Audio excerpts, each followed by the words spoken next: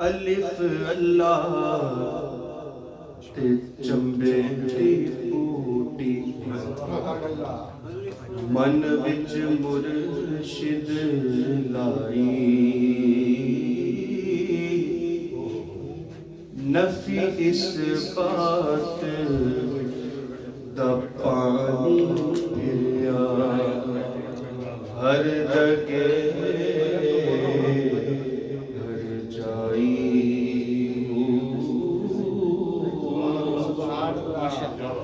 اندر بوٹی مشک مچایا تے جان پھلن تے آئی جیوے مرشد کامل بابا جنہیں بوٹی لائی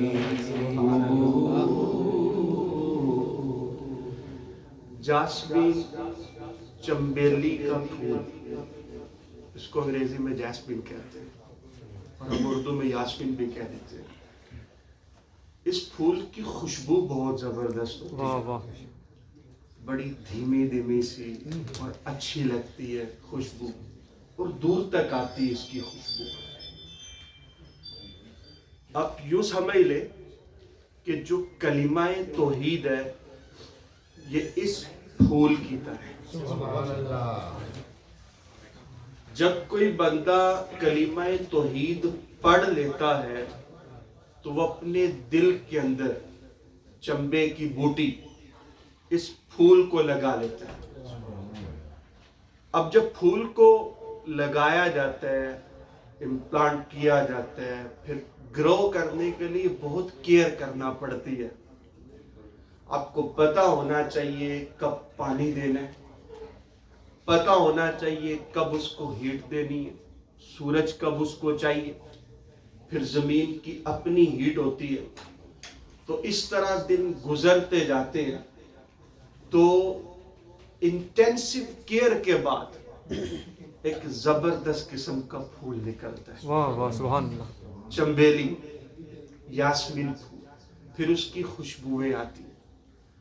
اگر اس میں تھوڑی سی بھی کیئر لیس ہم ہو جائیں تو وہ پھول اگ نہیں پائے گا۔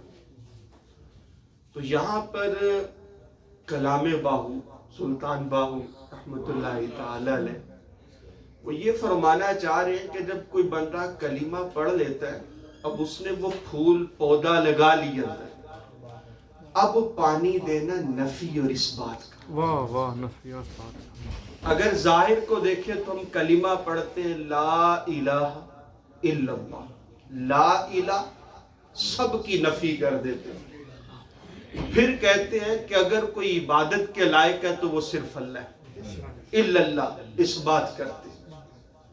اگر اس کو مزید آسان کریں تو ما آتاکم الرسول، اسلام قبول کر لیا، اب رسول اللہ صلی اللہ تعالی علیہ وآلہ وسلم جن چیزوں کا حکم دے رہے اس پر عمل کرنا اس بات ہے۔ وَمَا نَهَاكُمْ عَنْهُ فَانْتَهُوا، جس سے روک رہے ہیں ان سے بچ جانا نفی ہے۔ واہ واہ کیا بات ہے۔ اسلام قبول کر لیا، اب نفی اس بات کا پانی مل رہا ہے۔ جب یہ پانی ملتا رہتا ہے تو مسلمان کے دل میں عشق اور محبت کی آگ کا ٹمپریچر بڑھتا ہے۔ واہ سبحان اللہ۔ اب جب محبت بھی بڑھ گئی، اب حرارت آئی ایمان کی، اب جب بندہ صحیح مسلمان ہو جاتا ہے، جیسا اسلام نے کیا ایگزیکٹلی اسی طرح عمل کرتا جا رہا ہے، تو اب توحید کے پودے کی خوشبو پھیلتی ہے۔ سبحان اللہ۔ جان پھلنتے آئی، واہ واہ سبحان اللہ۔ اب پھول وہ خوشبو پھیلتی ہے، اب وہ خوشبو سب لوگوں تک پہنچتی ہے۔ اگر یہ بندہ خود سٹرونگ ہو نا، اچھے طریقے سے نفیس بات کا پانی دیا، تو اس خوشبو کو اگر کافر سونگے تو مسلمان ہو جائے۔ واہ واہ سبحان اللہ کیا بات۔ یہی ہمارے بزرگوں کا طریقہ ہے، نفیس بات کا پانی دیتے ہیں، پھر کافر صرف ان کی زیارت کرتے ہیں، واہ واہ بولتے کچھ نہیں ہے، واہ واہ مسلمان ہو جاتا ہے۔ کیا بات ہے اسی لیے بزرگوں نے فرمایا وما یلقاها الا ذو حظ عظیم، یہ قرآن پاک کی آیت ہے کہ جو گناہگار بندہ ہے نا اس کو چاہیے کہ نیک لوگوں کی زیارت کرتا ہے، ان کے محبت کی جو ہیٹ ہے جب وہ بندے پہ پڑتی ہے، تجلی پڑتی تو اس کے گناہ دھل جاتے ہیں۔ یہی وجہ ہے کہ ہمیں پیروں کی بیعت کرنا پڑتا ہے۔ اگر ہم خود ہی اپنے کلمے پہ رہے نا تو شاید ہم اپنے مقصد تک نہیں پہنچ پاتے، اس کے لیے باقاعدہ کسی پیر کامل کی بیعت کرنا پڑتی۔ تو اسی لیے سلطان باہو رحمۃ اللہ تعالی علیہ نے ان کا ذکر کیا اپنے پیر صاحب کا، تو فرماتے الف اللہ چمبے دی بوٹی من وچ مرشد لائی نفی اس بات دا پانی ملیا ہر لگے ہر جائی اندر بوٹی مشکل مچایا تے جان بلند آئی ہوں جیوے مرشد کامل با جن بوٹی لائی۔ پھر اگلے شعر میں فرماتے ہیں اگر رب کو پانا ہے تو اپنے دل کو صاف کرو۔ آپ ویل ڈریسڈ ہیں، خوشبوئیں آپ سے آ رہی ہیں، ناتیاں توتیاں رب نہ ملتا۔ اگر نہانے دھونے سے رب مل جائے نا تو مچھلی اور مینڈک ان کو ملنا چاہیے، مچھلیاں ڈڈواں مچھلی اور مینڈکوں کو ملنا چاہیے، ان کے پاس تو رب نہیں، ان کو نہیں ملتا۔ اچھا اگر لمبے بال رکھنے سے رب ملتا ہو تو پھر چرسیوں کو مل جائے، ان کے لمبے بال ہوتے ہیں، اور اسی طرح جو بھیڑ بکری ہیں ان کو مل جائے، رب ان کو بھی نہیں ملتا۔ اگر رب راتوں کو جاگنے سے ملے نا، رب راتوں کو جاگنے سے ملے تو لوگوں کو ملنا چاہیے، آؤلز ان کو نہیں ملتا۔ رب ملتے ہیں تو ان لوگوں کو جن کے دل اچھے ہوتے ہیں، جنہوں نے اپنے دلوں کو اچھا کیا ہوتا ہے۔ حدیث پاک کا مفہوم ہے کہ اللہ تبارک و تعالی تمہارے ظاہر کو نہیں دیکھتا، how beautifully you have dressed, اس کو نہیں دیکھتا، رب دیکھتا ہے تمہارے دلوں کو۔ ان اکرمکم عند اللہ اتقاکم، رب کے ہاں بڑائی، بڑا ہونا، اچھا ہونا، اس کا معیار تقوی ہے، کپڑے نہیں ہے، لمبی لمبی زلفیں، لٹاں، بال، یہ نہیں۔ اور اسی طرح بس لوگوں کے پیچھے لگا رہنا، کلمے پکاتے رہنا، علی دا کلندر، علی نو منن والا، تو اس طرح نہیں، یہ باقاعدہ دل اچھا ہو تو پھر ہی رب دیتا ہے۔ آپ فرماتے جے رب ناتیاں توتیاں ملدا ملدا ڈڈیاں مچھلیاں ہو، جے رب لمیا والا ملدا تے ملدا پیڈاں سسیاں ہو، جے رب راتی جاگیا ملدا تے ملدا کال کرچیاں ہو، اینا گلا رب حاصل نہیں تے باہو رب ملدا دلاں اچھیاں۔ پھر اس کے بعد ہم نے اسلام قبول کر لیا، ہم کلمہ پڑھتے، کلمے کے ورد بھی کرتے، لیکن کلمے کی جو حقیقت ہے ہمیں وہ نہیں مل پاتی. ہمارے جو بزرگان دین تھے جب وہ کلمہ پڑھتے تھے لا الہ الا اللہ، اس کا مطلب ہے کہ کوئی معبود نہیں، کسی کی عبادت نہیں کی جا سکتی سوائے اللہ کی. جب وہ لفظ الا اللہ بولتے تھے نا تو وہ اپنے آپ کو جلا دیتے تھے. جلانے سے یہ مراد ہے کہ وہ اپنی نفی کر دیتے تھے. کہتے تھے وحدت الوجود، صرف رب ہی ہے، ہم کچھ بھی نہیں، ہم کچھ بھی نہیں، رب ہی ہے، ہر جا وہی ہے، اسی کے نظر. تو اس طرح وہ کلمہ پڑھتے. اب ہم لوگ کلمہ پڑھتے رہتے لیکن اس کی جو حقیقت ہے وہ ہمیں نہیں مل پاتی. حقیقت کیسے ملے؟ حقیقت تب ملے گی کہ جب کسی پیر کے ساتھ لگائی ہوگی. جو پیر ہے یہ آپ کو اصل میں حضور علیہ الصلوۃ والسلام تک لے کر گئے. یہ اس کا کام، ڈائریکٹلی بندہ کچھ نہیں کر سکتا. اللہ تبارک و تعالیٰ نے وسیلے رکھے ہوئے. اگر ہمیں اولاد چاہیے نا شادی کرنا پڑے گی، شادی کے بغیر اولاد نہیں مل سکتی. اسی طرح ہمیں کوئی چیز چاہیے تو ہمیں سورسز ریسورسز یہ سارے ملانے پڑیں گے پھر جا کے ملیں گے. رب نے انسان کو پیدا ہی اس طرح کی. اگر کوئی انسان یہ بولے نا کہ مجھے کسی کی ضرورت نہیں ہے، میں اکیلا رہ سکتا ہوں، تو اسے اپنے ذہن کا علاج کروانا چاہیے. انسان مدنی بالطبع، نیچر وائز یہ لوگوں کے ساتھ رہنے کے لیے بنایا گیا، اس کو تنہا نہیں بنایا گیا. اسی لیے تو اسلام میں بولا کہ لا رہبانیت فی الاسلام. اسلام میں رہبانیت نہیں کہ الگ سے بیٹھے رہیں اور اپنے کام کرتے رہیں، کسی سے میل جول نہیں ہے، کوئی تعلقات نہیں، ایسا نہیں. رب تک پہنچنے بیچ میں پیروں کو لانا پڑے گا. پیر آپ کو لے کر جائیں گے حضور علیہ الصلوۃ والسلام کی طرف، اور حضور علیہ السلام رب کی طرف لے کر جائیں گے. ہمارے بزرگ فرماتے ہیں کہ 11ویں والے سے لگائیں تو 12ویں والے تک پہنچ جائیں گے، 12ویں والے سے لگائیں تو 1 تک پہنچ جائیں گے. 12ویں کے بعد 13 تو نہیں آتا، وہ ویسے لکھ دیا جاتا ہے، 1 آتا ہوتا ہے. ٹھیک، 11ویں والے سے لگائیں 12ویں والے تک پہنچیں گے، 12ویں والا آپ کو 11ویں والے 1 تک پہنچائے گا، رب تک پہنچائے گا. تو بیچ میں پیروں کو لانا پڑتا ہے. پیر ہمیں بیسیکلی سکھاتے ہیں عشق، حضور علیہ الصلوۃ والسلام سے محبت کرنا، یہ ہمیں سکھاتے ہیں. اور جب محبت آ جاتی ہے نا تو محبت بندے سے سب کچھ کروا لیتی.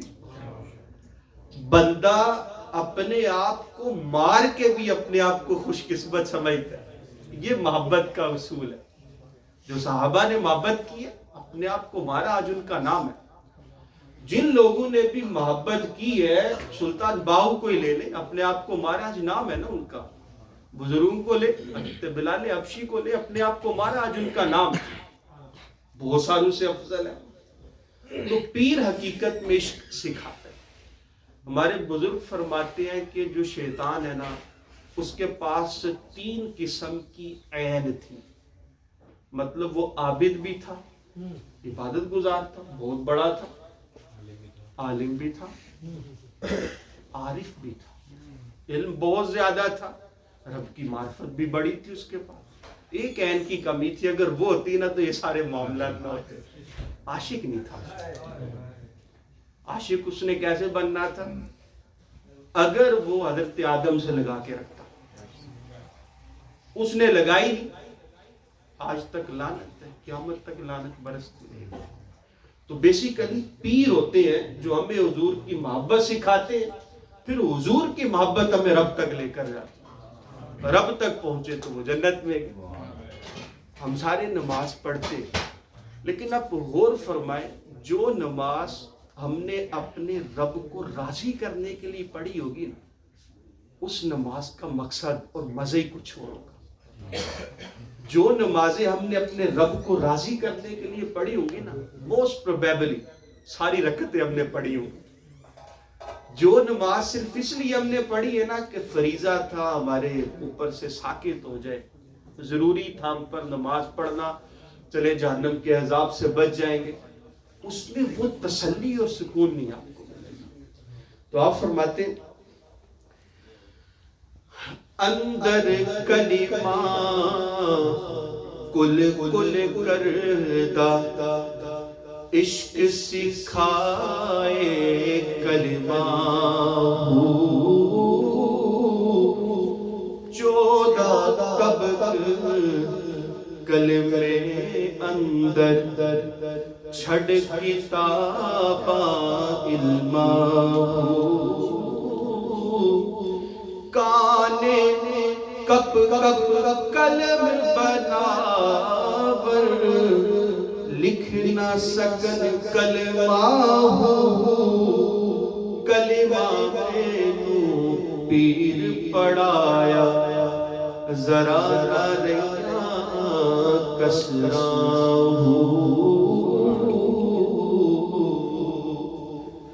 ایک شعر اللہ پڑھیوں حافظ ہویوں نہ گیا حجاب پردہ پڑھ پڑھ عالم فاضل ہویوں طالب ہو زرگا لکھ ہزار کتاباں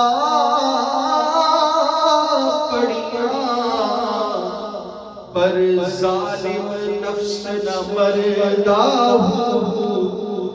باج فقیرہ کوئی نہ مارے اے چور اندر دا۔ ہمارے صوفی بزرگ فرماتے ہیں کہ یہ جو کتابیں دینی کتابیں ہوں یا پھر دنیاوی کتابیں، یہ جو ہم پڑھتے ہیں بنیادی طور پہ یہ بندے کے دل میں تکبر کا بیج بوتی ہیں۔ یہ جو سیاہ الفاظ ہم پڑھتے ہیں یہ تکبر کا بیج بوتے ہیں۔ اگر بندہ یہ چاہے کہ یہی الفاظ بندے کو روحانیت سے نوازے تو پھر کسی پیر کا بن کے رہے، اگر اپنے تائیں کرتا رہے گا نا تو پھر کچھ نہیں ہوگا۔ میرے ذہن میں کافی ساری مثالیں ہیں پرانے لوگوں کی، علماء کی، کہ جنہوں نے کتابیں پڑھی ہیں صرف انہی کو لیا، پیروں کو نہیں تھاما، روحانیت پر عمل نہیں کیا، وہ اینڈ پہ گمراہ ہوئے۔ بیسیکلی یہ الفاظ تکبر دیتے، اس کے اندر روحانیت لے کر آنی ہے تو پھر بزرگوں کی بارگاہ میں جائیں۔ اسی لیے کہتے ہیں کہ جو شریعت طریقت یہ جدا نہیں ہے، ایک دوسرے کو سپورٹ کرتی ہے۔ طریقت روحانیت سے نوازتی ہے، شریعت آپ کو اصول دیتی ہے۔ آپ یوں سمجھیے کہ شریعت اگر ہمارا جسم ہے نا تو طریقت ہماری روح ہے۔ روح جسم میں نہ ہو، جسم کاہے کا؟ تو اس لیے عالم بھی بنیے، کتابیں بھی پڑھیے، لیکن اگر آپ نے اس کو انہینس کرنا ہے، پالش کرنا ہے، تو پھر بزرگوں کو تھامی۔ بیسیکلی اس کلام کے اندر نا فوکس اسی بات پر ہے کہ کوئی نہ کوئی اپنا پیر بنا کے رکھنا چاہیے۔ ہمارے بزرگ لکھتے ہیں کہ جس کا پیر کوئی نہیں اس کا پیر شیطان۔ مطلب یہ کہ وہ بندہ بھٹک جاتا ہے، شیطان اس کو اپنے طریقے پر لے ہی آتا ہے۔ کوئی کامل پیر تھاما ہوگا نا تو وہ تھام کے رکھے، آپ کو روکے گا، خوابوں میں آ کے بتائے گا یہ کام نہیں کرنا، اور بعض اوقات یہ ہوتا ہے کہ سامنے بھی آ کے کھڑے ہوتے ہیں یہ کام نہیں کرنا تم۔ رب نے طاقت سے نوازا ہوتا ہے نا۔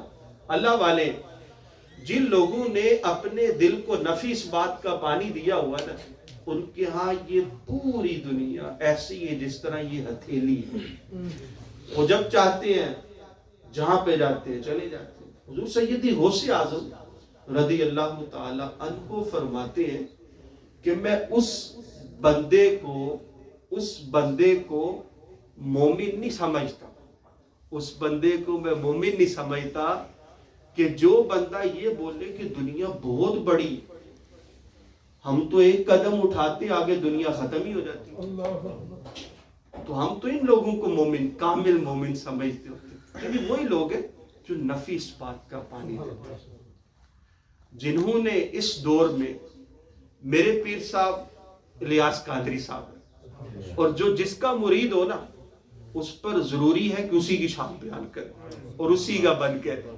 ٹھیک ہے؟ تو جو پیر ہوتے ہیں انہوں نے تھام کے رکھے، الحمدللہ ہمیں تھام کے رکھے، جو بھی دعوت اسلامی میں ان سے مرید ہے تھام کے رکھا ہوا انہوں نے۔ اسی طرح آپ لوگوں کے اگر کوئی اور پیر ہوں گے آپ ان کے گنگنائیں، ان کا شکر ادا کریں، جو دعوت اسلامی والے ان کے الیاس قادری صاحب پیر ہو ان کا شکر ادا کریں کہ انہوں نے تھام کے رکھا ہو۔ اس کلام کا مقصد ہی ہے، رب کی بارگاہ میں دعا ہے کہ ہمیں اپنے پیروں کے ساتھ مخلص فرمائے، بے مقصد محبت نصیب فرمائے، وہ مالک رب العالمین۔ ماشاء اللہ۔